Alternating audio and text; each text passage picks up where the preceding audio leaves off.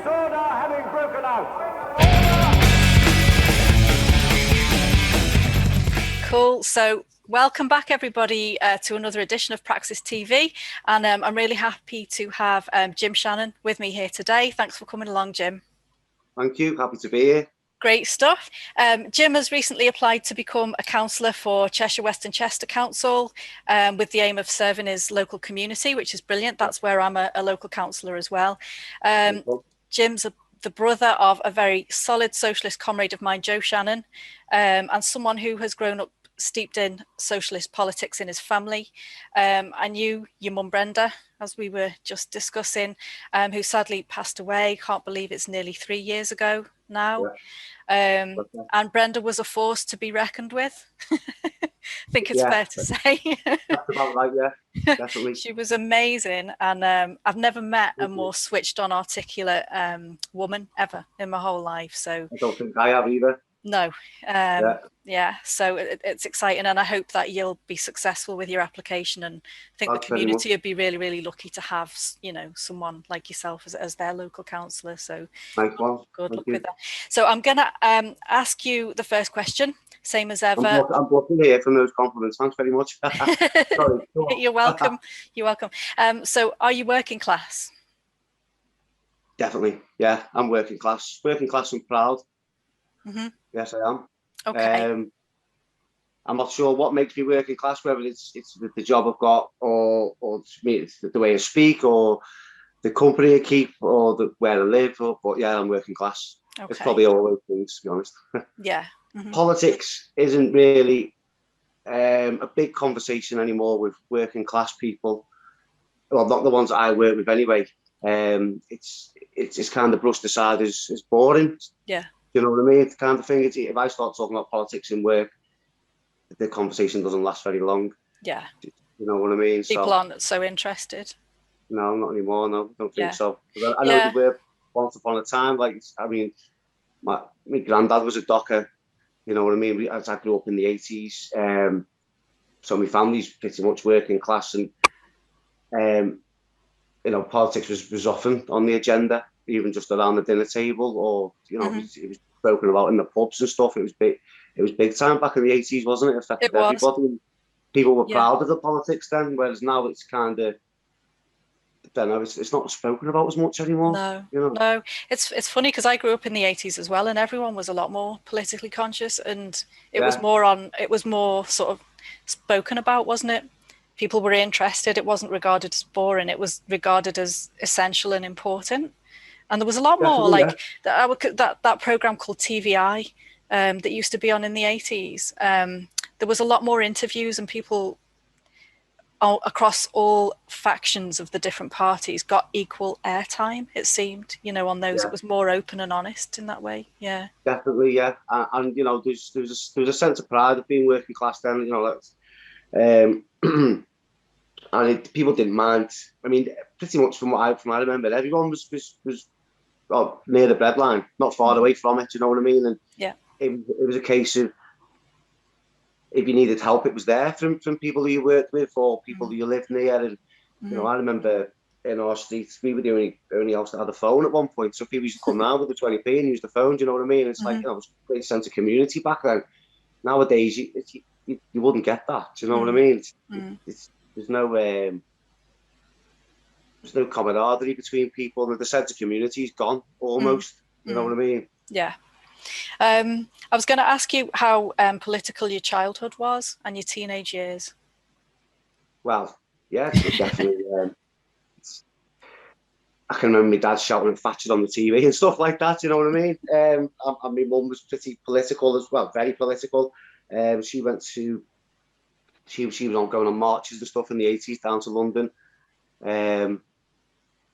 So whether it was spoken about or being read to us about or stuff like that, or on the TV, it was felt as well. Do you know what I mean? Because we didn't have much in our house, but we had common sense. It's one thing I always remember. Do you know what I mean? So you felt the politics in the 80s. I think that's what I remember from it. I was born in 81.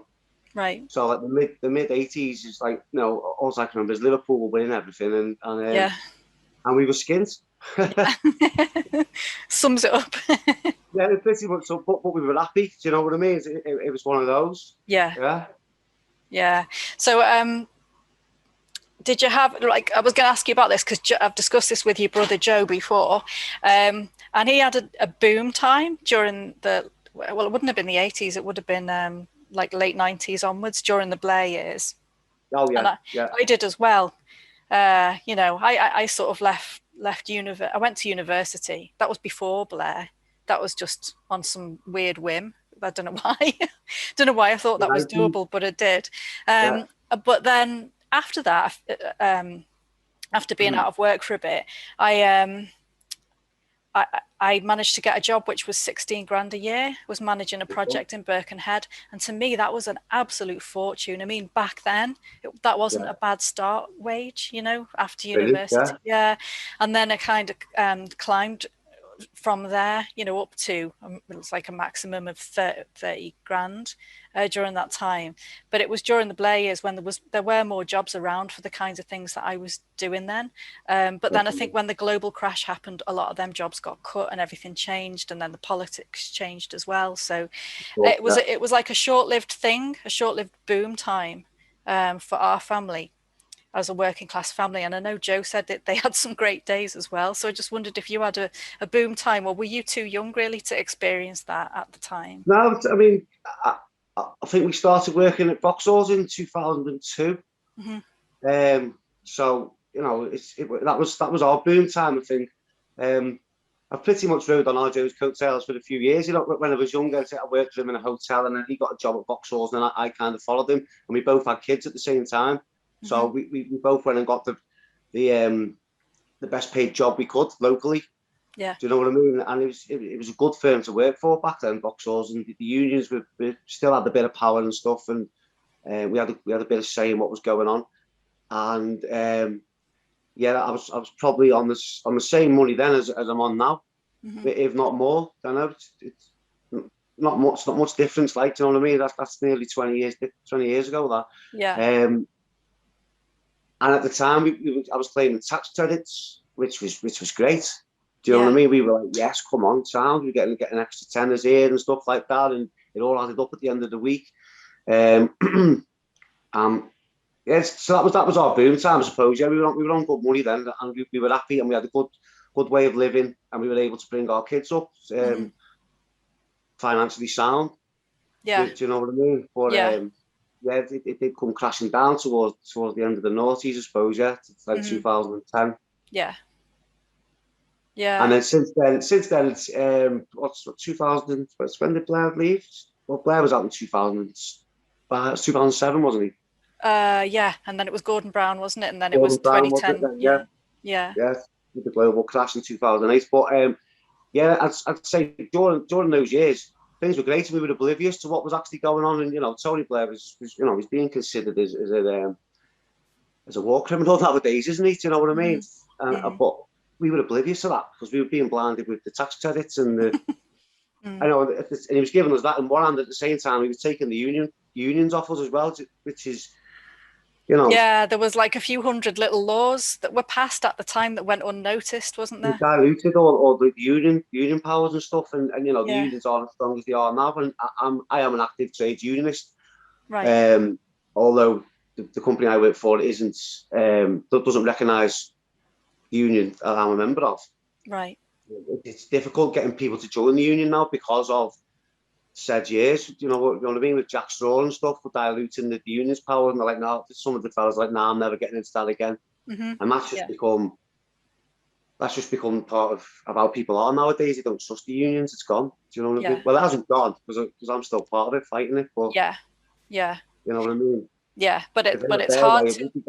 It has to be past a certain tipping point of membership, doesn't it, in order for it to have power? And there's only certain workplaces that are amenable to it as well. You know, it's not all workplaces, and the way that people work atomized and separated out from each other. That's it, You know, I mean, you know, I've always been a trader. Well, since I joined Vauxhall's in the boom years, when I was 21. I'm 40 now, so I've been a trade unionist more than half my life. Yeah.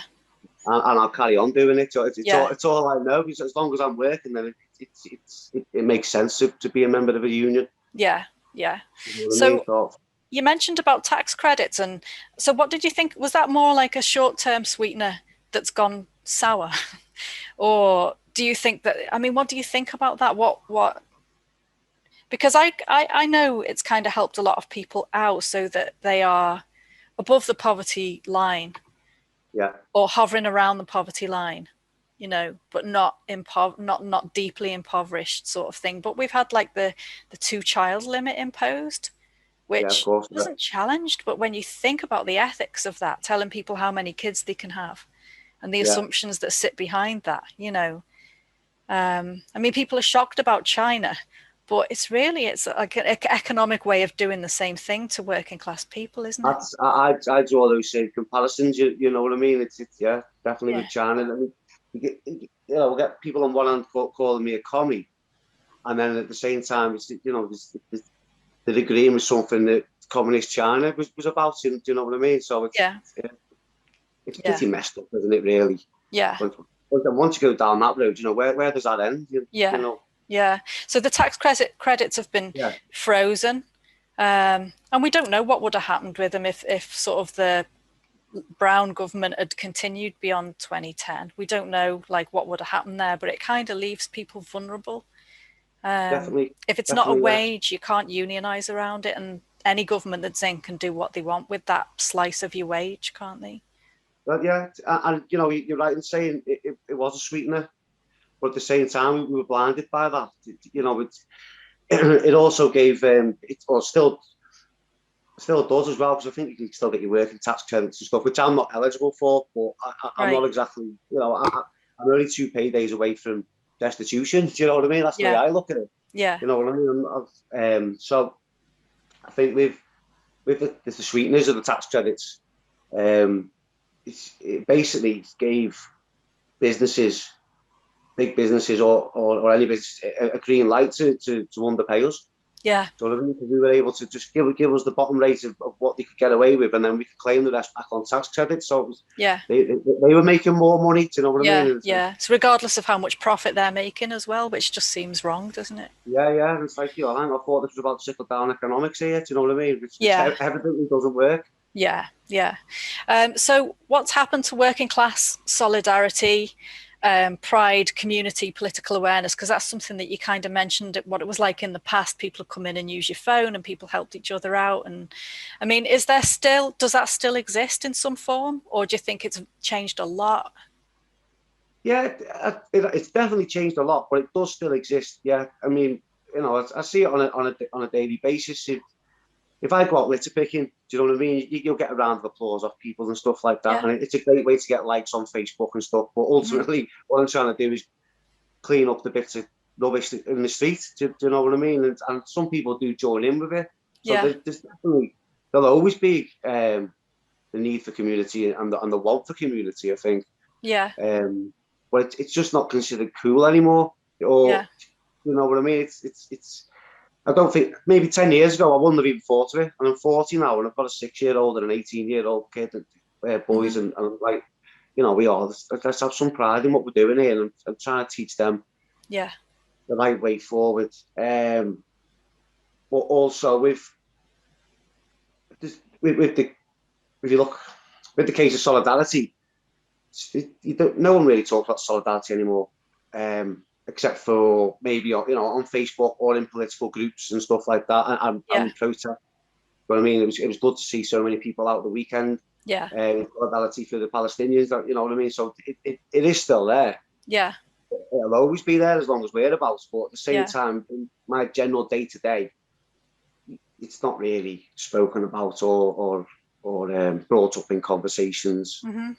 And I don't think many people actually know what the word means anymore. Do you know No. what I mean? And I'm just talking about the average people that I work with or see at the shops and stuff like that. Mm-hmm. It's not a current conversation anymore. Mm-hmm. Yeah. Mm. I've got it's my partner's dad was saying, he said a few times as well, that he thinks that young people, particularly sort of young working class people, they've been encouraged to be obsessed by like individuality and things like lip fillers and like Yeah. lip fillers and things like that, like selfies and all of that kind of thing. And that is a very sort of individualized and self, culture, which is the opposite definitely. of what community is. And yeah, it wouldn't be, like you said, it wouldn't be seen as cool necessarily. What's seen as cool is having bling and having designer handbags and expensive makeup. And I mean, I'm talking sort of, I don't know what the equivalent is for men, but maybe gaming. I don't know, but it's just a given now, though, isn't it? That's just the way it is, I suppose. So, excuse me. I think there's a possibility there, for people who it becomes quite individualistic and stuff like that, and they're more bothered about themselves. That's been going on for a little while now, and I think there's potential there for it to come back around. And like I said, doing some litter picking and stuff like that. People are like, "Wow, yeah, nice one." And I know of people who've gone out and bought litter pickers as well to do it on their own street. And I'm like, yeah, this is catching on here. Do you know what I mean? I'm onto a good thing. Yeah. So that kind of spurred me on personally. So I'm thinking, people might not be talking about solidarity and stuff like that anymore, and but it could go full circle here now. Yeah. If you just keep on keeping on, then people will see. It might catch on. Do you know what I mean? Yeah, because I think you're right. I think there is a spark of that still within people, and when they see other people doing it, sometimes there's a recognition. That there's, I don't know, but maybe it's also about getting older as well. I suppose when you're younger, it's normal to be self-obsessed in some way, isn't it? So yeah, you don't really think about the long game, do you? Do you know what I mean? It's especially when you're in your 20s and stuff. It's what's happening here and now, isn't it? Yeah, and then when you have kids, things change sometime. Yeah. Yeah, definitely. I mean, I had my first son when I was 21, so I've had a different outlook than many of the peers that I know who are in the 20s who haven't got kids. Yeah. You know what I mean? I've been a dad nearly longer than I haven't been a dad. Do you know what I mean? And I'm 40, so yeah, it's one of them. It does give it a bit of insight into the way things are. Yeah. My little boy, my youngest one's going into the high school in September, and I've worked out that I've been going in the playground to do drop off and pick up school run for 30 years. 30 years, and it ends at the end of this term. yeah, going high school now, yeah. That's right. Because my oldest is 32. Really? Yeah. Now, so all those years I've been there, playground. So it'll be amazing to have that. Time served. What's my next question? So I was going to ask you, like, a Corbyn-led government, could that have happened? Wow, we were so close, weren't we? Do you know what I mean? 2017. Wow. Yeah, as a standing on end now, thinking about it, we were so close. It could have happened. It's again like I said in the solidarity, it was catching on. Yeah. You know what I mean? And he was proper opposition. He was always in the face. He was always in the papers. A lot of it was lies and made up stories, and he was always in the papers for the wrong reasons. Yeah. Because from my point of view, anyway. Yeah. But yeah, it could have happened. He was close in 2017. I know they wiped the floor with the Labour Party in 2019, but so close. And that manifesto that he came up with was brilliant. And I had conversations with people who weren't really political, but then they got to look at the manifesto and they were like, Jim, if he pulls this off, this is going to be massive. This is going to change our country so much for the benefit of so many people. And it's an absolute shame that it didn't happen. But it is what it is, and we've got to keep fighting. So people like in your workplace or around and about, people that were they taken in by the media, the negative media coverage that he was a Russian spy and he was a terrorist sympathizer and all this kind of terrorist sympathizer and all that. Yeah, I had all that all the time, particularly on Facebook and stuff, and it's a dangerous place, Facebook, when you're talking about politics. You know what I mean? You could see someone, you know, someone who's really sound, and then they post something on Facebook, and you're like, oh my god. Yeah. No, I thought you were all like you. It's better off not being on Facebook. Anyway, yeah, a lot of people are still taken in by the lies that were spread about Jeremy Corbyn, and you know, I was a big fan of this right from the get go. Do you know what I mean? When he was after 2015 election, and when he ran for leader, I was it's the first time I seen him. I was like, yeah, man, he's a proper politician. He's not a phony. He's yeah. I can tell the difference between a phony and, you know what I mean, a real person. Mm-hmm. And I was having it, yeah. A lot of people who I work with, and maybe not a lot, but some people that I work with and that I know, believe the headlines. Mm-hmm. Now, I like to think now that they're coming around to it now, because a lot, you know, some of the policies that he come up with are being put into place by the Tory party. Do you know what I mean? By Boris Johnson. It's like, hang on, you're robbing that off Corbyn. Do you know what I mean? That was it. And you know, I think they miss the days of seeing Jeremy Corbyn over the box, having a go with the Tories, because people do know that, you know, that they're not good for society. You know what I mean? Deep down, they do know, but obviously the Brexit vote swung a lot of people towards them. I don't know. It's a tough one, isn't it? Do you know what I mean? At the time, obviously, Jeremy Corbyn got a massive amount of the vote in 2017. You know, it's the biggest amount of the vote any Labour leader had ever got since 1945. So it was obviously very, very popular, massively popular. So I think maybe at the time people were, you know, a bit iffy about it because it was pretty radical. Which is what was needed as well, in my opinion. But you know, it's, looking back at it, I think people would be into that now. It's had time to bed in. It's like, you know, this is what we could have had. Yeah. You know what I mean? It was real. It was going to happen. It was fully costed. It was, you know, they weren't messing about. You know what I mean? It was going to happen. You just had to put your cross in the right box. You know. Yeah. So Angela Rayner has recently put out some tweets and done some interviews and things where she said that what she wants to do now is to ensure that the party connects to the lost working class. What do you any thoughts on that, and any thoughts on what would need to happen? What else needs to happen in order to make sure that the party reconnects with people that have traditionally supported Labour, who they've not necessarily gone Tory, but they've stayed home and they haven't felt inspired to go out and vote for anyone? Yeah, I mean, I think you need to improve the status of politics as well as the Labour Party, because people are pretty much disillusioned just by politics as a whole, and that's why they did stay at home. Yeah, you know what I mean. It completely baffled me when I was watching the votes come in 2019. I was like, wow, what's going on horrifying. Here? Wasn't expecting that at all. Yeah. But you know,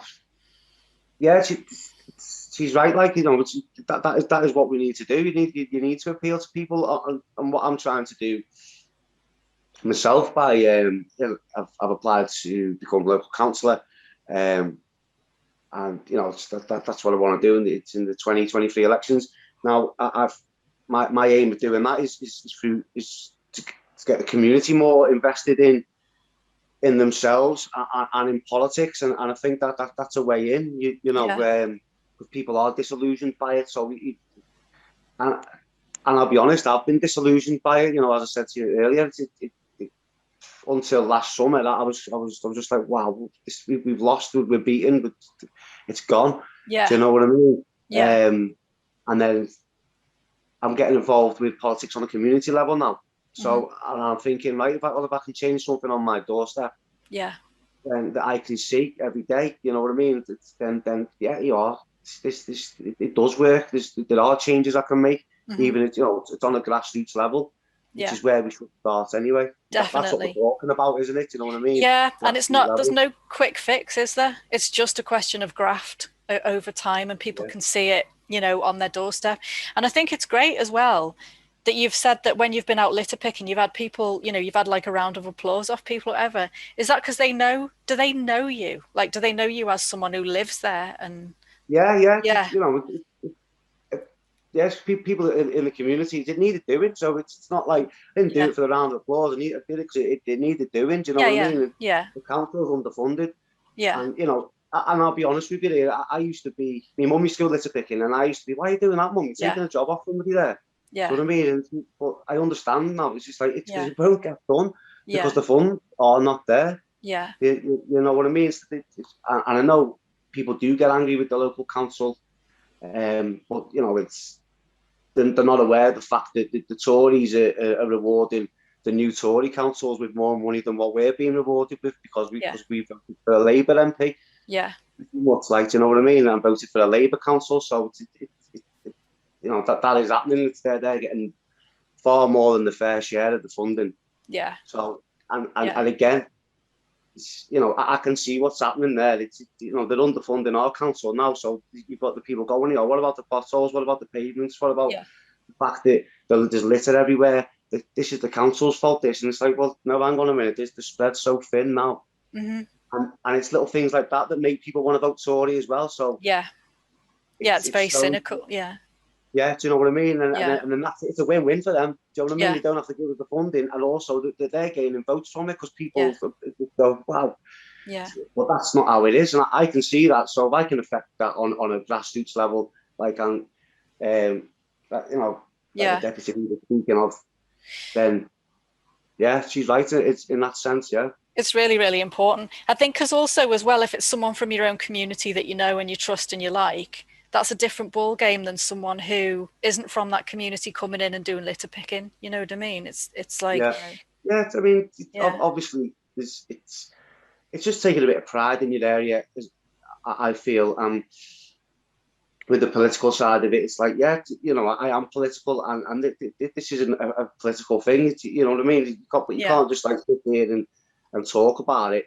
Yeah. You have to be going out there and doing it. You know what I mean? It's not in what you say, it's in what you do, isn't it? Yeah. And that's not easy if you've got lots of free time and stuff. But when you're raising kids and you're trying to pay the bills and all the rest of it, there isn't loads of leisure time to go out picking litter. So. No, you've just got to squeeze an hour in here and there. Do you know what I mean? I've got my litter picker at the door.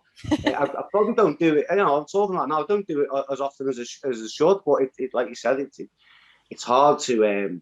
It's hard to fit it in. I know Justin Mathers, our local MP, he organises litter picking throughout the town, different communities and stuff. Yeah.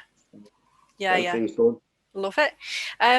So I was going to ask you about patriotism and whether you're patriotic and whether you think patriotism and racism have all been kind of mushed up in the newspapers and things like that. They call it dog whistle politics, where patriotism is used to sort of whip up a sense of racism and to divide and rule people that are in a similar boat economically, if you know what I mean, financially. What do you think? Are you patriotic, and what does that mean to you? It's one, the papers whip up the fear, don't they? And then it's people have to. I think that ignites something in people that they feel the need to stand up and go, yeah, I am patriotic. Of course I am. Do you know what I mean? I'm English and proud and all that kind of stuff. And now looking at it, really, of course I'm proud of where I come from. There's some great things that have happened in this country that we've done. The Industrial Revolution, all that kind of stuff, and trade unionism, and I am proud of where I come from. But like you said, it does get mushed up with the racial nationalism type thing, and then that's where it's like, no, I distance myself from that. Patriotism is or patriotism, whichever one you call it. It's, as Jeremy Corbyn, I think, said it. It's looking after the people who are on the streets, giving people food and shelter. Do you know what I mean? And I'm not talking about food banks here. I'm talking, making sure people have actually got somewhere to live. Yeah. Because there is enough space in this country for people. Do you know what I mean? And there's enough money to go around. I believe. Now that'd be very patriotic. That'd be something to be proud of. Helping your neighbour, helping a refugee, helping some asylum seekers. Someone needs help, and if I've got streets, then everyone's got streets. It's one of them kind of things, Yeah. So But like you said, it does get mushed up with people feeling the need to stand up for where they come from, and then drawing the border and stuff like that. And you know, this is our land, not your land. We're proud of our land. You should be proud of your land. And I don't think the world's like that anymore. Yeah. You know what I mean? It's not. I'm very cynical of that way of thinking. The world isn't like that. You know, we're a mishmash of all different cultures, and that's what's great about being British or English, whichever way you want to look at it. The fact that we have got all these different communities and different cultures and different ways of living. That's what I'm proud of. So 2.5 million people using food banks, which is, you know, it's gone up millions since the global crash, and it's just like it's out of this world now. It's just, that's not something to be proud of. No. Do you know what I mean? It's ridiculous. It's shocking. Yeah. Yeah, and it's something that is necessary. We need people to sort of rally around and make sure they're donating to food banks and volunteering and all that kind of thing. It's a necessary evil, isn't it? But it's important to talk about, I think, as well as doing that. It's important to always be highlighting why we need them, why that's happened, and how wrong it is. You know. Exactly. Yeah. It's know it's just it's part of. It's ingrained as part of our society nowadays. It's just a given that they're there. You know, the Tories are proud that we've got them because they're hated. And it's like, wow, what do you mean you're proud that you've got them? This is, you know, we're the 5th or 6th richest economy on the planet, and you've got 2.5 million families going to food banks for 3-day parcels. And I think I read somewhere there's 8 million people living in food poverty.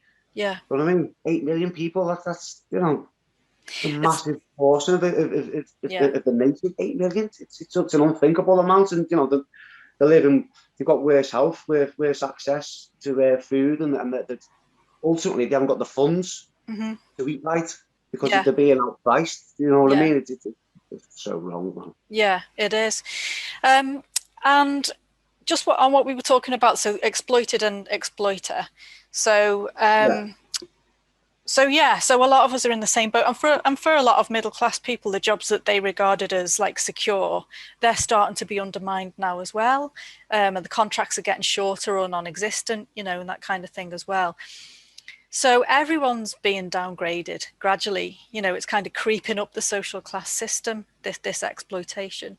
And within the Labour Party, we've only got 3% of our MPs that are from either manual or routine work backgrounds, only 3%. I spoke to John Trickett about it the other day, and he said he was described as being one of a dying breed of MPs. Yeah, I've seen that, shocking.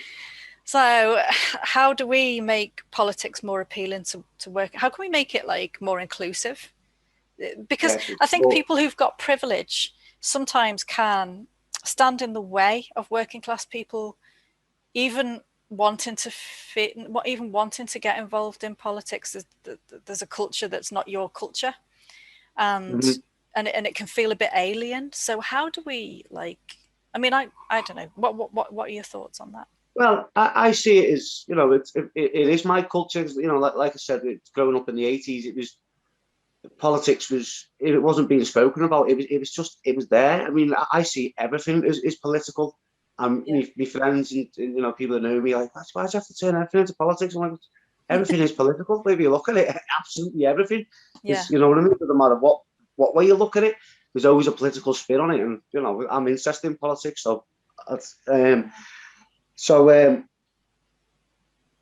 how do we get across to people and you know, include them with it? It's, you know, as I've said previously, for me, and the thing that's reignited the flame in me is grassroots politics and community level politics, and people seeing that, you know, you can make a difference, and, you know, maybe it isn't as boring as it always seems. You can be political and not even talk about politics. I just like to talk about it myself. You know, you can get people on board with maybe, you know, things going on in the community. Big thing for me at the moment is mental health, and I've got a page on Facebook where you know, it's pretty much just people posting memes and stuff like that, and picking each other up. But, you know, I have managed to get across to people that have been having a few issues and stuff, and you know, and they've inboxed me and I've spoke to them and stuff like that, and I've took people to the gym on the free passes that I get for my gym, because I'm really into doing that at the moment. And you know, I think you've just got to like be open to people and not judge people on what their politics are as well. Do you know what I mean? So I've got friends who are far right. Do you know what I mean? I'm chipping away at them. Do you know what I mean? And I won't change where I'm coming from. And we've still got a dialogue between us. We don't often talk about the things that we're going to row about. We talk about the things that we get on about, because it's easier. And every time we do that, I'm getting a little bit closer, and I'm like, and do you know what I mean? They're having what I'm saying, because you know, it's for the right reasons. So I think you've just got to appeal to everybody, regardless of what their political stance is now. You know what I mean? I see it as like, I'm starting afresh, as I'm like, you know, right, okay, you believe in this, I believe in that, but you know, we've got more in common, as I've said, like, you know, so let's work on that. Amazing. And what we have got in common is the community that we live in. So brilliant. Yeah, go forward. That's what I'm doing. Yeah, I love it. I think if you were to get, you know, selected for your community, you would make politics a whole lot more interesting than it is for a lot of people, you know. And I think we need more people who've got that outlook. We've got to take a fresh outlook to it in a way, because COVID has changed everything. It's definitely changed everything, you know. So now's the time, isn't it? Now is the time. Yeah. I mean, I've got a meeting later on today with the Riverca Valley Appreciation Group, and you know, it's just going to be nice to be in a human situation for a change. You know what I mean? It's a meeting in a car park. But, amazing. You know what I mean? It's to do with the community where I live, and I'm like, I'm all about this. Right? You know what I mean? I love where I live. I want to look after it, and obviously, I'll manage to. Hopefully, I'll manage to, you know, get to speak to some new people and stuff like that, and see what's going on with them, and they can see what's going on with me, and you know, going forward, we'll bring people together. Yeah, and have a pride in your community and what you can do. Yeah, and then other people can see that, and you know, it's a knock-on effect, then, isn't it? It's a positive knock-on effect. It's one of them, and that, who knows where that's going to end. You know what I mean? Well, it won't end. It'll keep going for generations. Hopefully, that's what I'm hoping for. Yeah. Amazing. What an aspiration. It's absolutely brilliant. I'm gonna say thanks very much for coming along to chat. It's dead nice to meet you properly. And if you let us have your link to your mental health group as well, I'll put that on the blurb with the video. Brilliant. Yeah, I'll do that. That's great. Yeah, fantastic. Okay. All right. Oh, thanks Mandy. so much. Okay. Take care. Okay. Take care. Bye. Bye.